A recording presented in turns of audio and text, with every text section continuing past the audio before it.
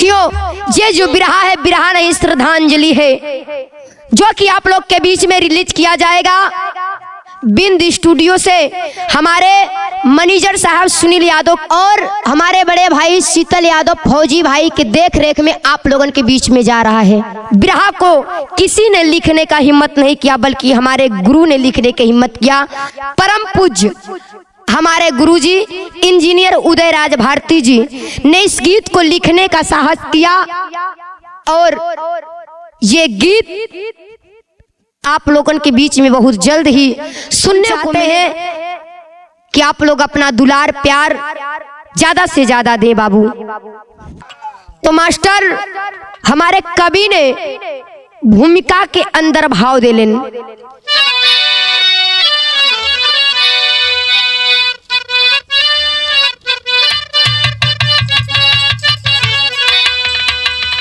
मित्र से मित्र कैसे अब आशा करे, जब निराशा कदम चूमती देख मंजर।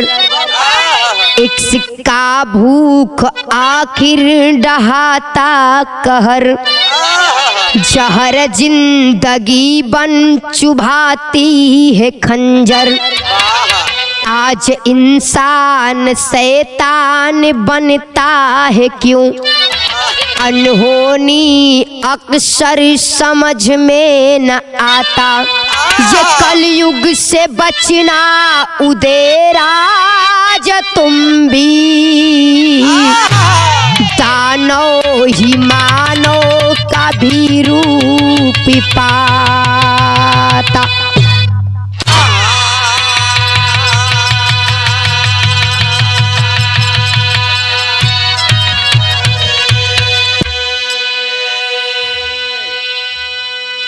मित्र से मित्र कैसे अब आशा करे, जब निराशा कदम चूमती देख मंजर। एक सिका भूख आखिर डहाता कहर, जहर जिंदगी वन चुभाती है खंजर। आज इंसान शैतान बनता है क्यों, अनहोनी अक्सर समझ में न आए।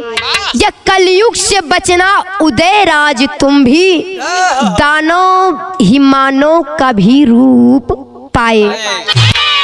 अये पंचो, हमारे कवि ने बिरहा के अंदर बड़ी सुंदर नजम के लाइन दे लेन बाबू,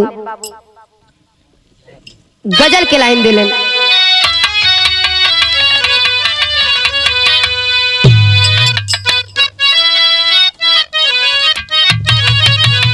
बड़ी सुंदर गजल के लाइन बाबू कहा कि जहाँ आदमी बिकाला, कि जहाँ आदमी बिकाला, उ बाजार ना कहाला।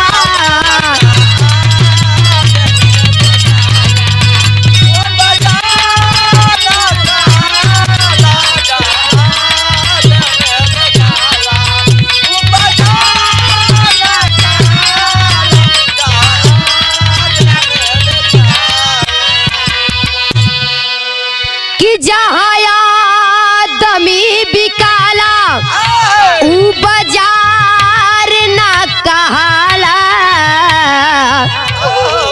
कश्ती डूबी किनारे, कश्ती डूबी किनारे, मजेदार ना कहाला।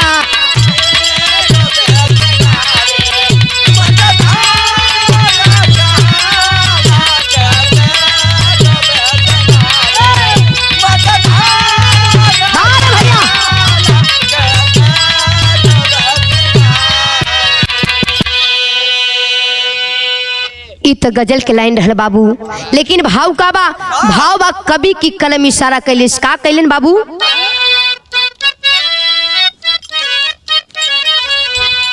कि इंसान जब बदल के, इंसान जब बदल के हैवान हो रहा है।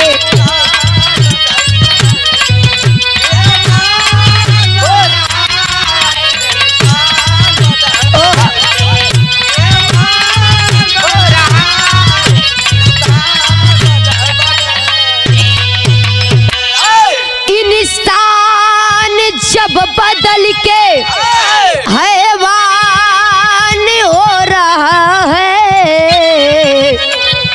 ऐसी तेरी नसीहत, ऐसी तेरी नसीहत भगवान सो रहा है।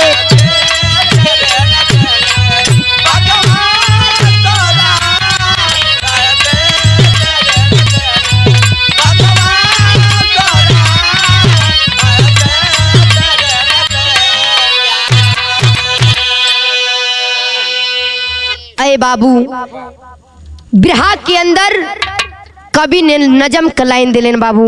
कहानी यही से शुरुआत है पंचो। कहानी कहाँ कहो भैया और कहानी कैसन हो बाबू, एकदम साफ साफ भरिया जाई पंचो। तो मास्टर नजम के लईवाना के दा।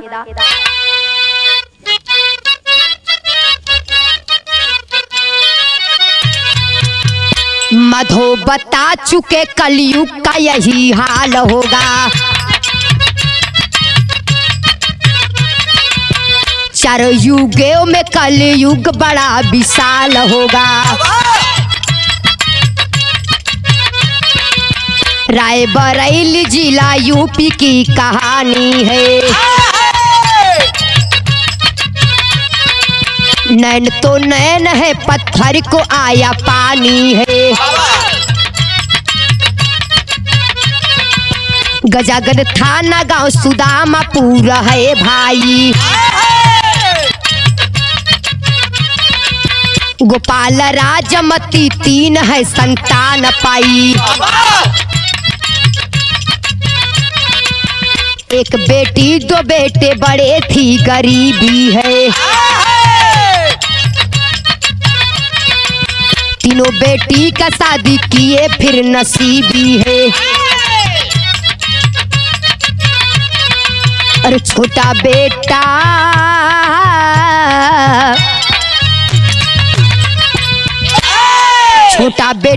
सुनील खाकी वर्दी पाया है। छोटा बेटा सुनील खाकी वर्दी पाया है। पिता झूमे कि मेरा दिन लौट के आया है।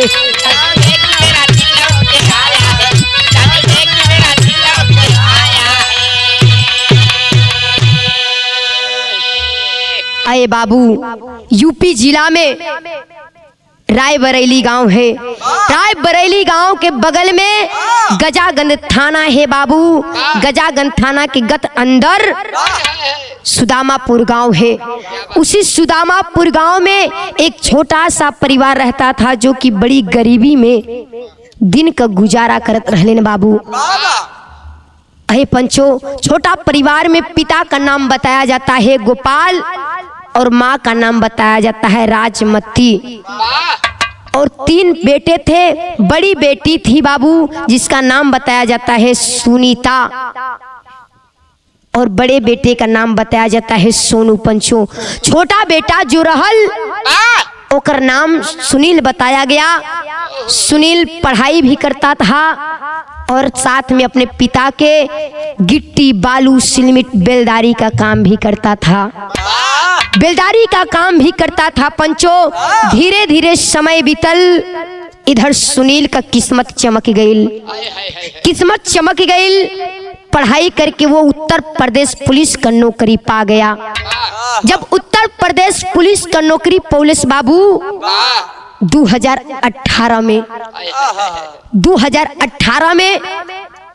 उत्तर प्रदेश पुलिस का नौकरी पायल। 2016 में ओकर बियाह भी हो गई रहल।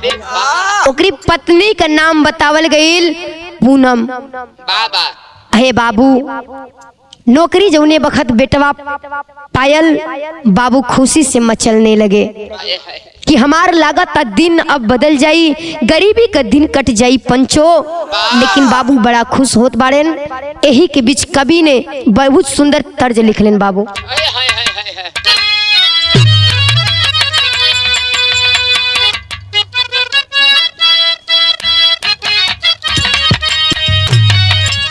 गीत हमारे गुरु के गुरु प्यारे लाल कवि जी ने लिखे। क्या लिखे बाबू कि बढ़िया दयावे पिया के प्यारी कही, बढ़िया दयावा पिया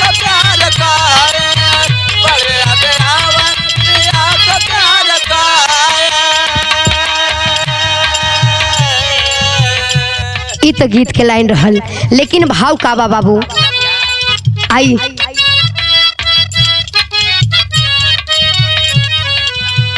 बड़ा खुश भइले भइले दूर गरीबी,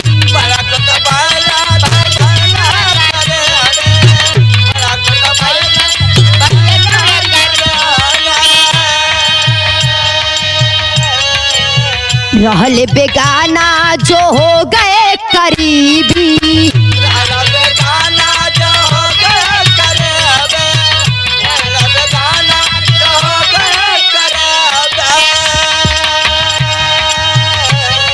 नौकरी करेला खाकी वर्दी सजाई के, अरे नौकरी करेला खाकी वर्दी सजाई के, मनवा भावे ना कमवा पुलिस के पाई के,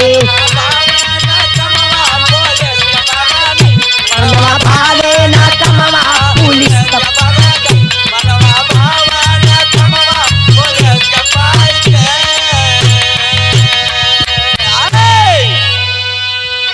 आए पंचो। जब उत्तर प्रदेश पुलिस का नौकरी पायल, सुनील मजबूरी रहल कि उ नौकरी करत रहल, लेकिन उ नौकरी ओकर इच्छा ना रहल। सब लोगन कितना कहत ही बाबू, जहाँ तक ओकर सोच रहल। कुछ लोग ऐसा हैं कि अपने वर्दी अपने नौकरी के घमंड करलेन, जिसको चाहते हैं उसको रेरी मार देते हैं, जिसको चाहते हैं उसको तमाचा मार देते हैं पंचो। यही चीज सुनील को नहीं पसंद था। वो मास्टर का डिग्री प्राप्त कैले रहल। जब मास्टर का डिग्री प्राप्त कैले रहल तो करत का बा,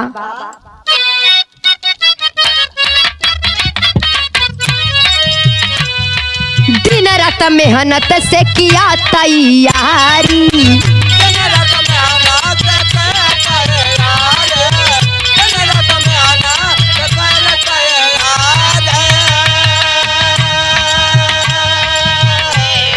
शिक्षा विभाग आयल वैकेंसी सारी,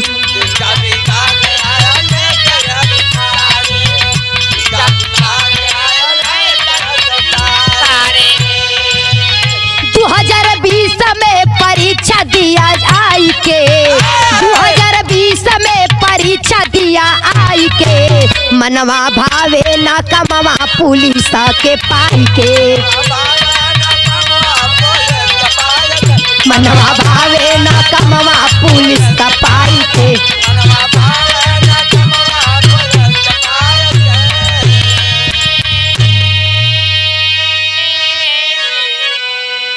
अरे बाबू पढ़ाई करने में तेज था, मास्टर का डिग्री लिया और धीरे धीरे पुलिस का भी नौकरी करत रहल, लेकिन ये नौकरियों के पसंद ना रहल। ए बाबू शिक्षा विभाग वैकेंसी आइल, जा करके पेपर दिया। पेपर देने के बाद बाबू 2020 में पास हो गई। जब पास भइल भैया, पास भइल त होत का बाटे। आई गीत के लाइन लगल बाबू,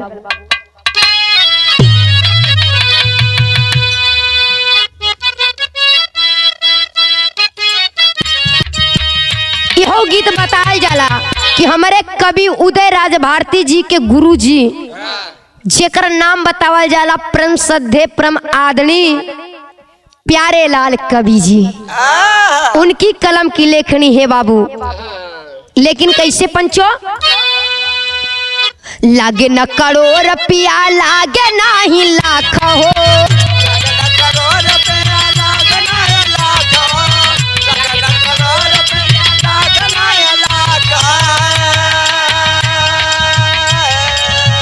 एक ही चीजिया बिना छूछ बात ना कहो,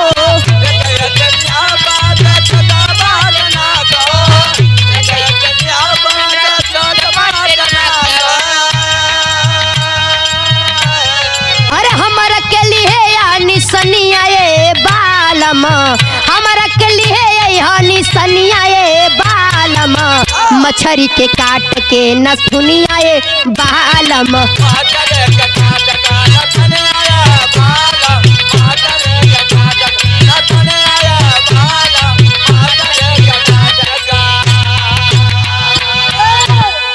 बाबू 2021 में अध्यापक का नौकरी पा गई। लेकिन होत का पंचो आई भाव से देती हूँ।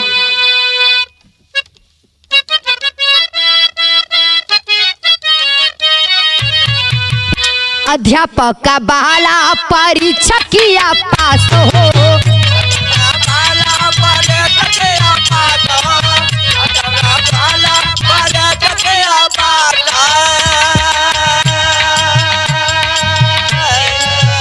यूपी पुलिस वाला दे दिया तब त्याग हो,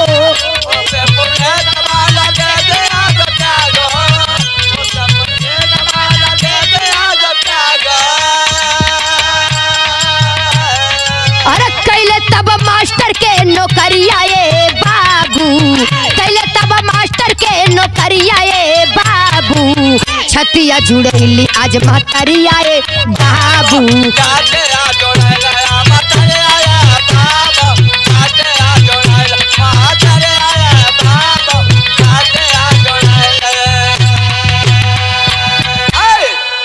ए भैया जोने बखत 2021 में अध्यापक का नौकरी पा गई, मास्टर का नौकरी पहले से पंचो, तो धीरे धीरे वही राय बरेली में ही नौकरी करत बा। लेकिन घरे से काफी दूर स्कूल रहल। एक दिन का बात रहल, एक उसी गांव के रहने वाला एक लड़का जेकर नाम बतायल गई चंदन वर्मा, मुलाकात होत बा। कैसे बाबू?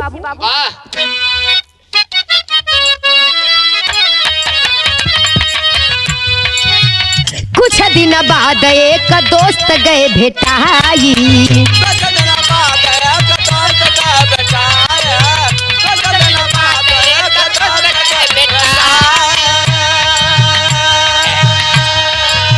चंदन वर्मा लगल घरवा पे आई,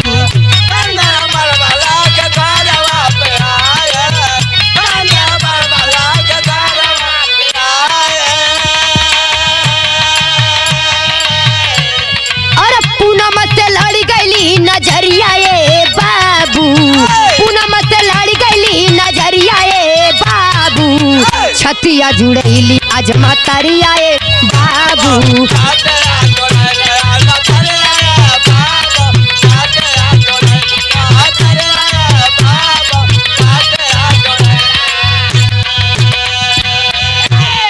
ए भैया जौने वक्त सुनील मास्टर से चंदन वर्मा का मुलाकात भइल। चंदन वर्मा धीरे धीरे सुनील मास्टर के घरे आवे जाए लगन बाबू। जब आवे जाए लगन पंचो, एक दिन ऐसे ही धीरे धीरे सुनील मास्टर की पत्नी पूनम का नजर लड़ी गई।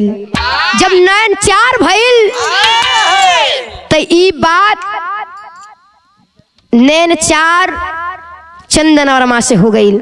चंदन वर्मा जब पूनम के देखे ना तू रही ना पावे बाबू। लेकिन होत का बा पंचो, गीत का लाइन दिलेन कवि जी।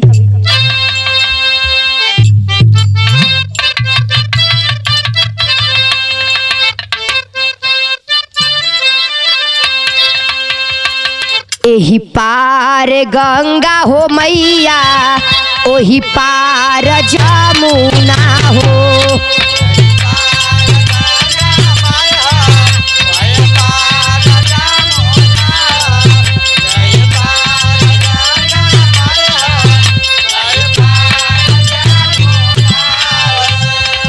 एही पार गंगा हो मैया, ओही पार जमुना हो,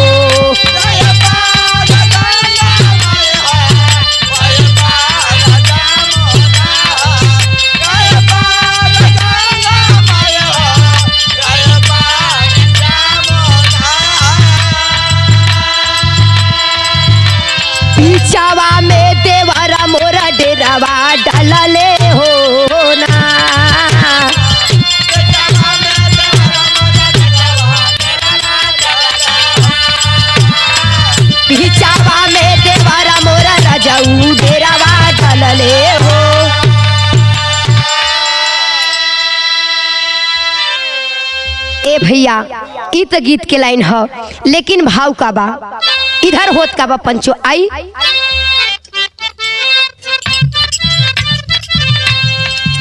जब से लड़ल बा नया नवा पड़े ना चया नावा हो,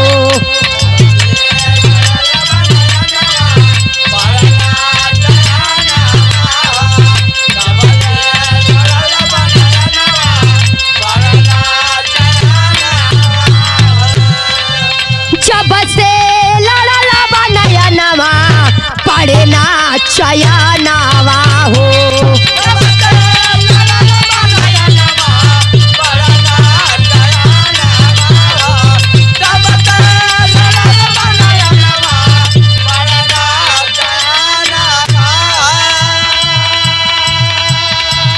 चंदन बाई मनवा पिछवा पड़ गईले हो,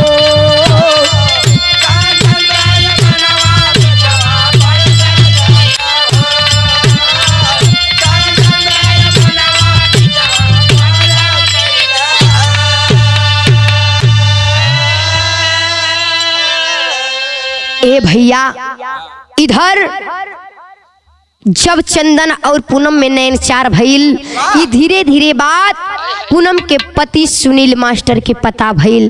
तो सुनील मास्टर अपने पत्नी पूनम के समझावे पंचो, लेकिन कैसे बाबू? लाख समझावे पूनम माने नहीं बातिया हो,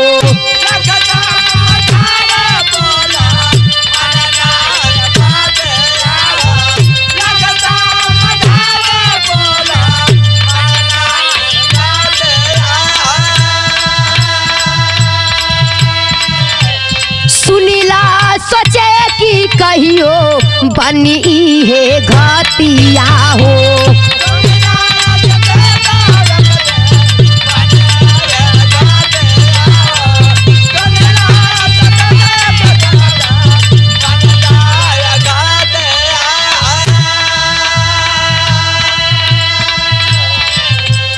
अगा 18 अगस्त हो दिनवा मकदूर थानावा हो,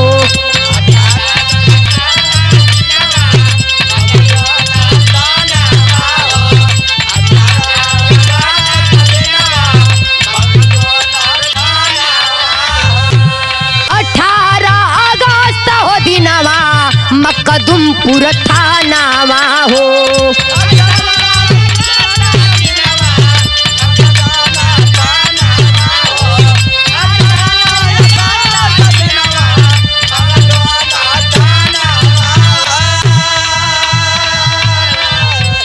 पटा लिखाई परनवा गाड़े भइले हो,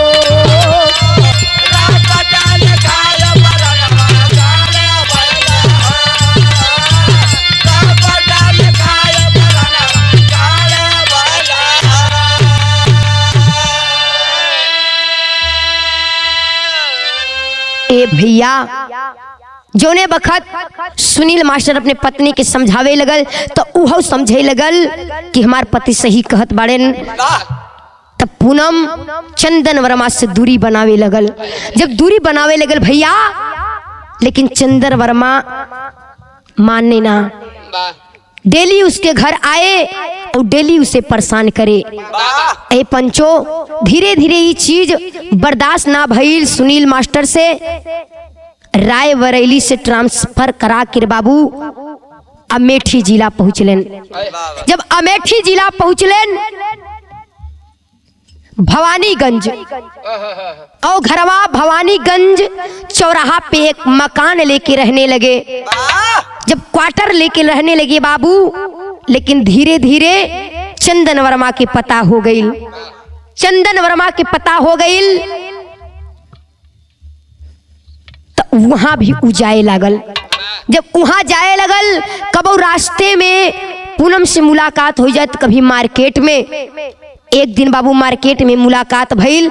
चंदन वर्मा और पूनम के बीच बहस हो गई। जब बहस भइल हाथाबाही हो गई। हाथाबाही हो गई तो ई चीज चंदन वर्मा बर्दाश्त ना कर पहले। तब पूनम सोची कि ये मेरा पीछा नहीं छोड़ेगा, धमकी देने लगा कि मैं तुम्हें मार दूंगा, मैं तुम्हें मार दूंगा। हे बाबू, 18 अगस्त का दिन रहल, मखदुमपुर थाना, वही भवानीगंज के बगल में मखदुमपुर थाना रहल बाबू। जा करके रपट लिखाई कि चंदन वर्मा मुझे धमकी दे रहा है जान से मारने का।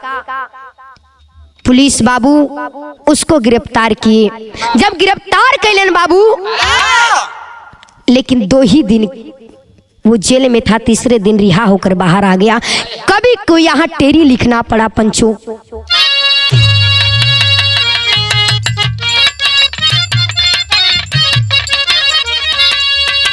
अरे कटारी नैना वाली चल गई, अरे कटारी नैना वाली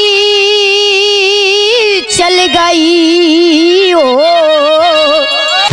कि कटारी नैना वाली चल गई। तो चंदन चितवत चंदा को चहुमुखी निहारी, यही निहारी, यही निहारी। कटारी नैना वाली चल गई तो चंदन चितवत चंदा को चहुमुखी निहारी, कटारी नैना वाली चल गई। अरे बाबू, जौने वक्त चंदन वर्मा जेल से रिहा होकर आया तो एक दिन अपने फेसबुक आईडी, व्हाट्सएप आईडी पे मैसेज किया कि 5 मर्डर होगा, 5 मर्डर होगा। लेकिन इस चीज को वो काफी फैलाया गया, लेकिन कोई पुलिस ना कोई प्रशासन इस पे ध्यान नहीं दिए। जब बाहर आया, इधर पूनम को पता चला, तब पूनम उसका नंबर ब्लॉक लिस्ट कर दिया। लेकिन होत का बा पंचो, आई विदेशिया के लाइन में कहना बा।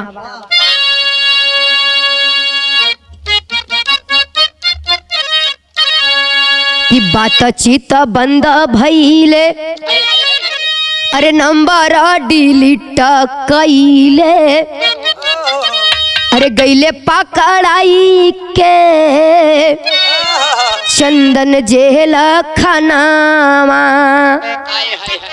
जमानत पे बाहर आए, अरे दिलावा में पाप समायल, अरे आयल 3 अक्टूबर के करे दर्शनवा।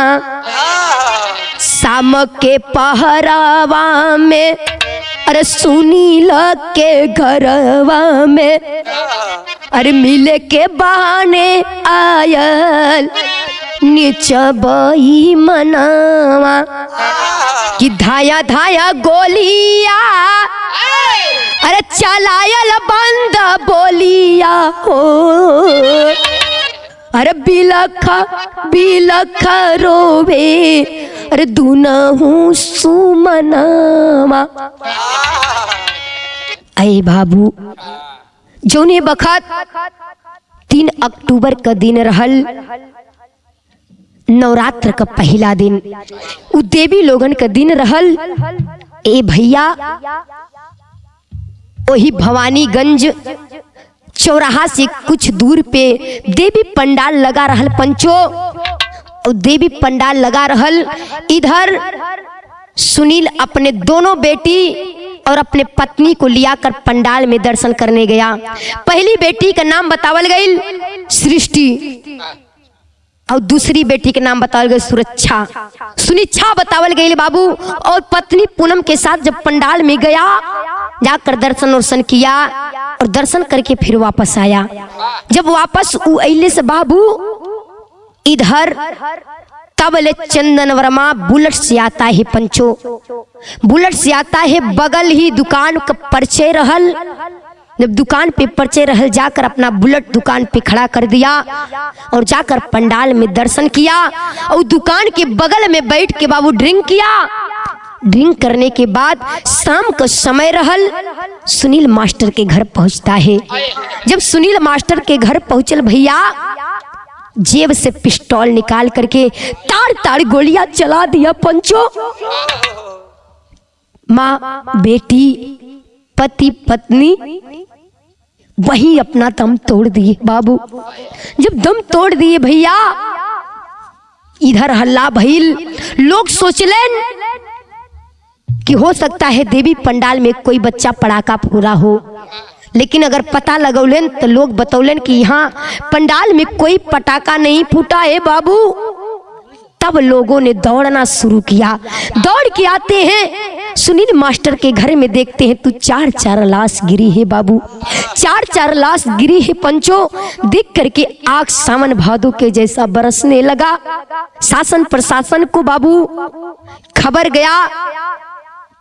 उत्तर प्रदेश पुलिस शासन प्रशासन के लोग जुट गए। जब जुट गए बाबू, ले जाकर चारों लाश का पोस्टमार्टम कराए। पोस्टमार्टम रिपोर्ट जब आयल तब बतावल गए भैया कि 3 गोली सुनील मास्टर को लगा था बाबू, और 2 गोली उसकी पत्नी पूनम को, और 1-1 गोली सृष्टि और समीक्षा को लगा बाबू। पोस्टमार्टम होने के बाद ये बात सुनील मास्टर के माई बाबू के पता चलल, गोपाल बाबू और राजमती माई के। जब पता चलल बाबू, लाश पहुंचल बाटे रायबरेली में। रायबरेली में जब लाश पहुंचल, माई चारों लसिया के देख के बाबू छतिया पीट के रोवत बा। बतौलिन कि बेटवा, ए बेटवा, तू तो कहले रहला फोनवा पे कि माई विजयदशमी के दिन हम घरे आई तो आप सभी के मेला दिखाई, लेकिन तू कवन मेला दिखावत हुआ लाल। माई रोवत बाड़ीन बाबू, लेकिन कैसे?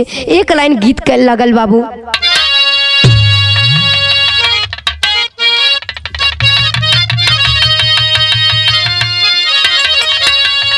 अरे बाबू दरोगा जी,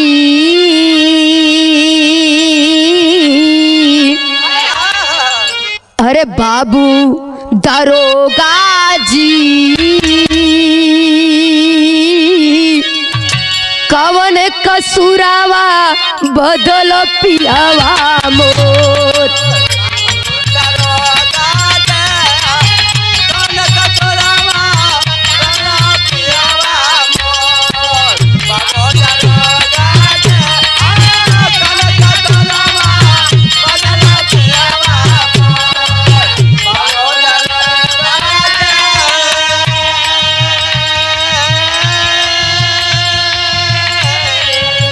लेकिन ये तो गीत के लाइन रहला बाबू। भाव का बा पंचो, मैं बौरहिया चारों लसिया के देख करके बाबू रोवत बा, लेकिन रोवत का बाबू कहत बा बाबू,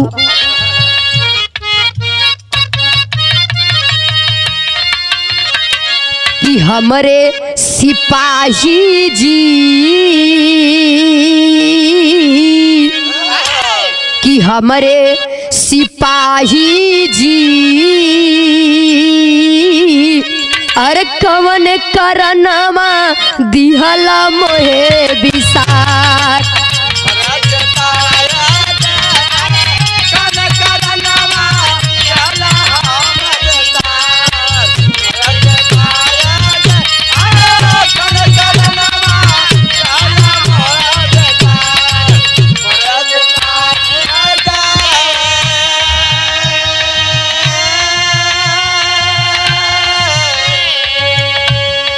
अरे बाबू, माई पौरैया रोए कि ये सिपाही जी। बतावल चला पंचो कि जौने वक्त उस सिपाही का नौकरी पौले रहलन सुनील, उनके घरे के लोग, गांव के लोग सिपाही जी कह के बुलावत रहन पंचो। इधर माई बौरहिया यही कह के रोता कि हमारे सिपाही जी, तू तो कहले रहला ना आज कौन मेला दिखावत हुआ, ये कौन मेला दिखावत हुआ ये हमरे लाल। लेकिन कहत कैसे बा बाबू,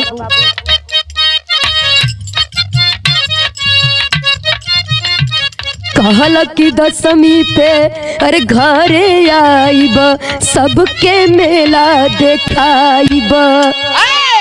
अरे गलती कैली कवन बचावा, अरे गलती कैली कवन बचावा, कैसे दिनवा बिताई कि हमर सिपाही जी,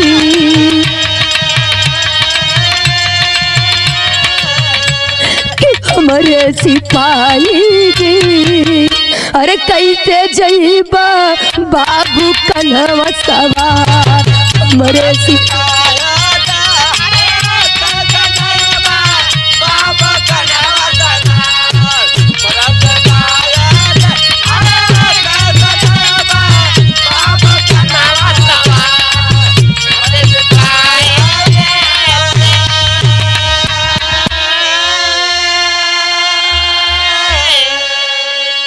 अरे बाबू मैं बहुरहिया रोवत भा के बेटवा, अरे हमारे सिपाही जी तू तो कहले रहला लाल कि मई विजयदशमी पे आयब तो मेला दिखाई, ये कवन मेला दिखावत हुआ मोरे लाल। ए लाल आखिर हमसे कवन गलती भइल कि हमसे मुँह बिसार के चली गई हमारा लाल। आखिर तोहर बाबू बचपन से लेके बाबू जब तक अपने कंधा पे धोलेन हमार लाल, तो के ढोलेन अपने कंधा पे लाल रहला, तो आज तू सिपाही बनला। अब तोहरे बाबू के बुढ़ाई है गिर लाल, कैसे अपने कंधा तो के ले जाइया, इतना हिम्मत ना बा मोरे बेटा। बाप के ना ले गईला, आज तू अपने बाप के कंधा चढ़ के कैसे जइबा मोरे लाल। माई बहु रोई रोई कहत बा बाबू, लेकिन यही में आल्हा के लाइन कहना बा,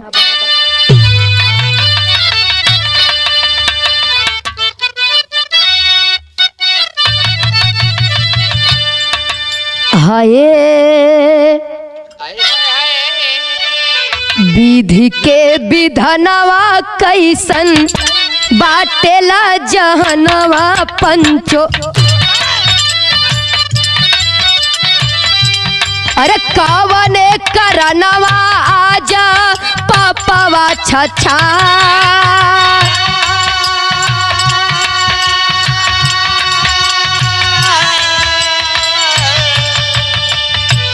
चार चार लतिया लेके चले एक संगवा पंचो, गंगा गोला घाटावा पे चीतावा लगा,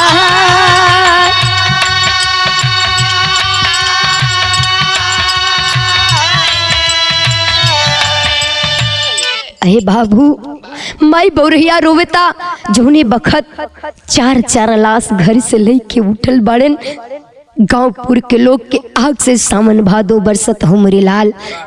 माई बहुरिया रोवत बा गंगा गोला घाट पर बाबू, राय बरेली गंगा गोला घाट पर चारों लाश पहुंचल बा। जब चारों लाश पहुंचल भैया बिरह सुने वाले सज्जनों, लेकिन इधर होत का बा बाबू, एक ही चिता पे सुनील पूनम के लतिया पंचो, लाल की चुनारिया में गईले सजा,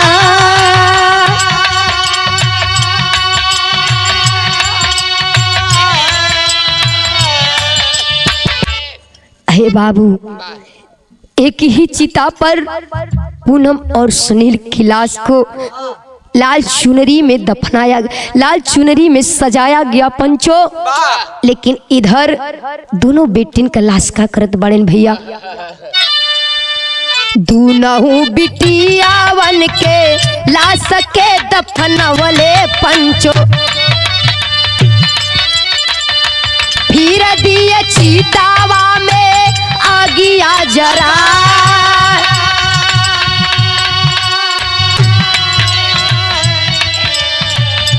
सबही के नया नवा जैसा बारह से सवनवा बाबू, अरे साथ मोरे जिए वाला वचन निभा,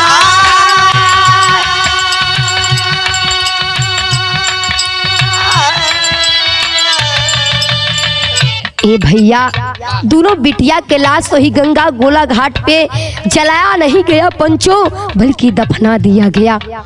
जब दफना दिया गया दोनों बिटियन के लाश दफनौलन, तो इधर सुनील और पूनम के चीता को आग लगा दिए।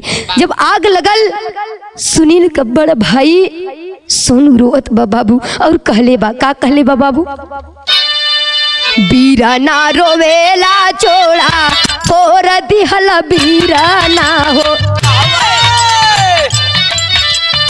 तू इससे बात हमार आखिरी प्यार।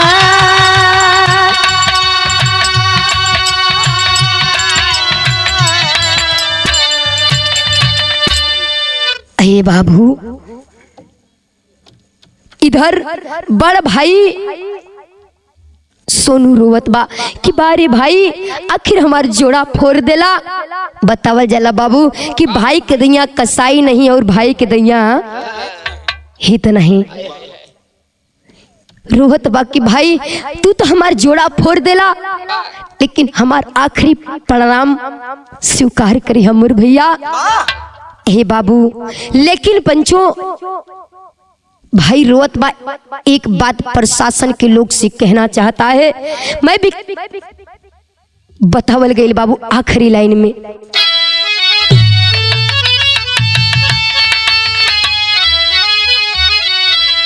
अरे खाकी और खादी की जिम्मेदारी भैया, तो कैसे करत बाड़ा अपन रखवारी भैया।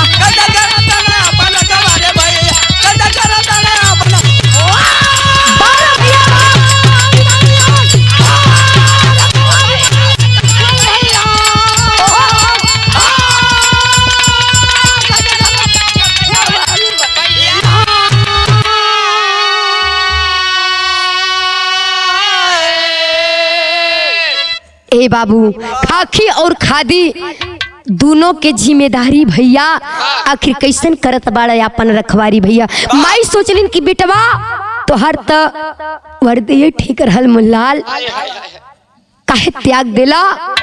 आखिर तोहरे तन पे वर्दी रहत अपने दुल्हन के लेके कुछ दूर चल जाता तो ई दिन ना देखे के पड़त मुरलाल। लेकिन और कहले बा का कहले बा, अरे घटना से पहले कोई चिते जब भाई, अरे बिल्लो जर के कैसे गईले तेलावा ओराई।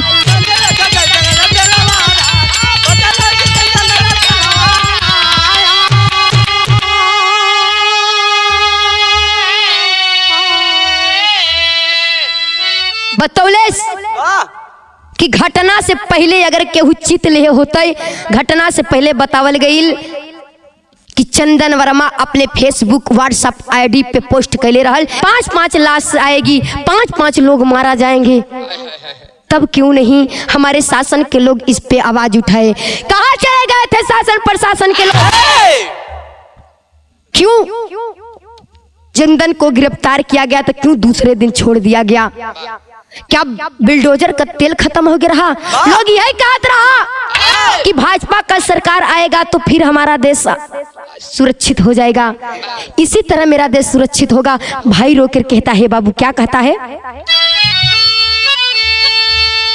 अरे रुपया पैसा ले कामतारी भैया, तो कैसे करत बाड़ा अपन रखवारी भैया।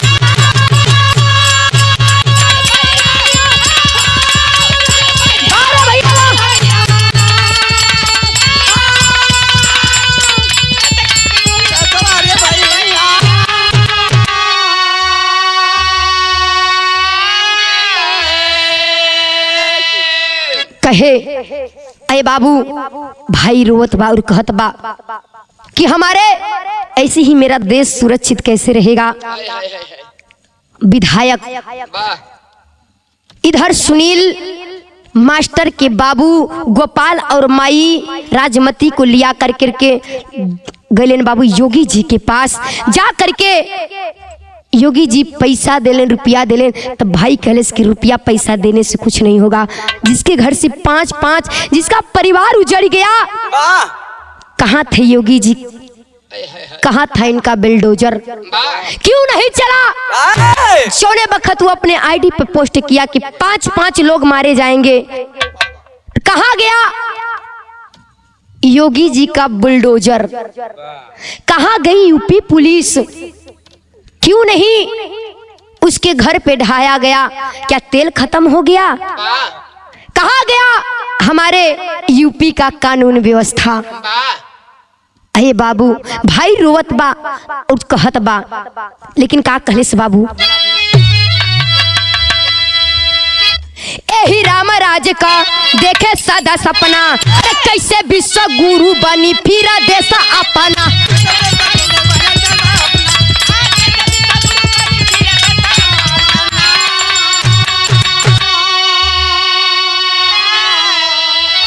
अरे सजग न रही है जब अधिकारी भैया, अरे सजग न रही है जब अधिकारी भैया, तो कैसे करत बाड़ा अपन रखवारी भैया। बारे भैया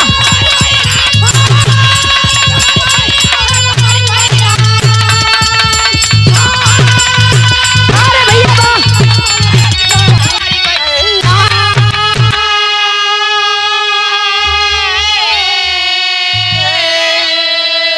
भाई कहने लगा कि इसी तरह से अपना देश विश्व गुरु बनेगा, ऐसे ही अपने देश के कैसे महान लोग बनाएंगे, कैसे महान कहा जाएगा, जो कि जहाँ चाहे खुली मर्डर होने लगा है बाबू, रोड पे चाहे छीना हो जाता है, रोड पे लोगों का कत्ल हो जाता है, दिन दहाड़े मर्डर कर दिया जाता है। अरे बाबू बहन बेटी का धोती छीन लिया जाता है, उतार लिया जाता है। क्या इसी तरह अपना देश महान होगा? भाई हाथ जोड़ के प्रशासन से विनती करता है कि जिसने इतना बड़ा गुनाह किया है उसे तो सीधा इनकाउंटर कर दिया जाएगा। यही मेरा मांग है बाबू, यही भाई रोकर मांगता है। लेकिन हमारी कहानी यहीं समाप्त हुई, आगे गुरु घराने के परचेवा।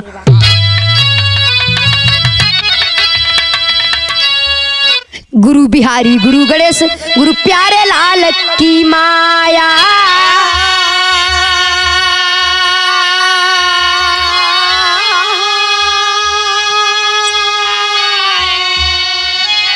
अरे कथन किए कवि उदयराज, अरे शिव मिलन की छाया हो।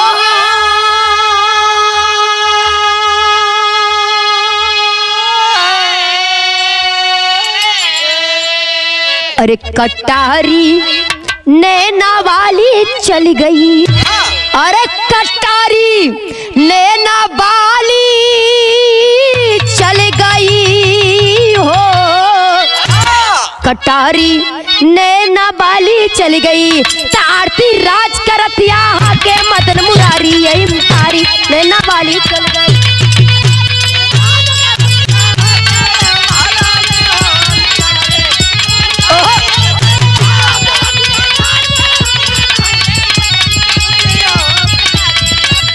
नैना वाली चल गई। अरे बाबू हमें ये बिरहा गाने का मकसद